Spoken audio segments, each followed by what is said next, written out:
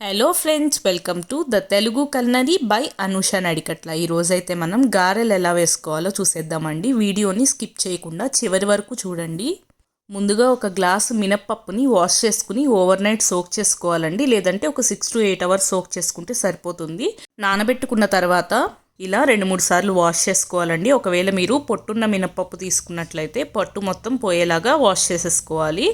ఇప్పుడు ఈ పప్పుని వాటర్ రాకుండా నీట్గా డ్రైన్ చేసుకుని మిక్సీ జార్లోకి వేసుకుని ఒక స్పూన్ సాల్ట్ వేసుకుని దీన్ని మిక్సీ వేసుకుంటున్నానండి. మిక్సీలో కూడా మనకి గారెల పిండి చాలా బాగా వస్తుందండి.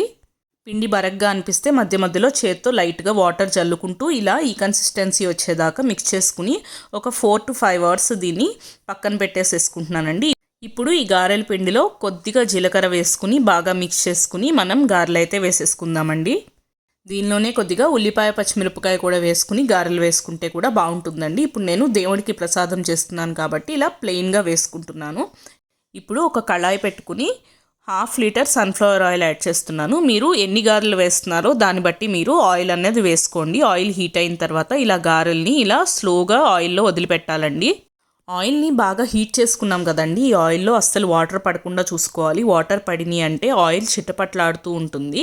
మనం ఈ గారెల్ని హై ఫ్లేమ్లో పెట్టుకుని కుక్ చేసుకోవాలండి. ఒకవేళ ఆయిల్ కనుక మరీ హీట్ అయిపోయిందని మీకు అనిపిస్తే అప్పుడు ఒక 5 minutes సిమ్లో పెట్టుకుని మళ్ళీ ఫ్లేమ్ హైలో పెట్టేసుకుంటే సరిపోతుందండి.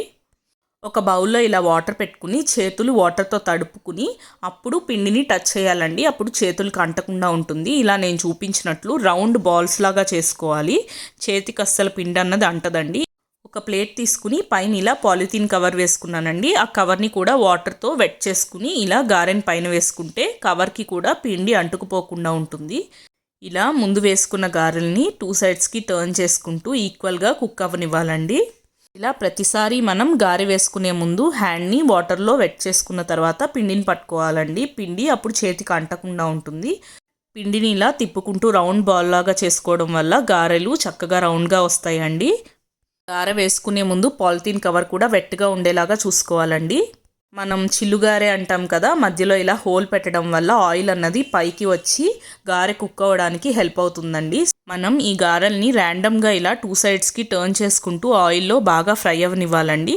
చూసారు కదా, చక్కగా ఇలా గోల్డెన్ కలర్ వస్తే సరిపోతుందండి.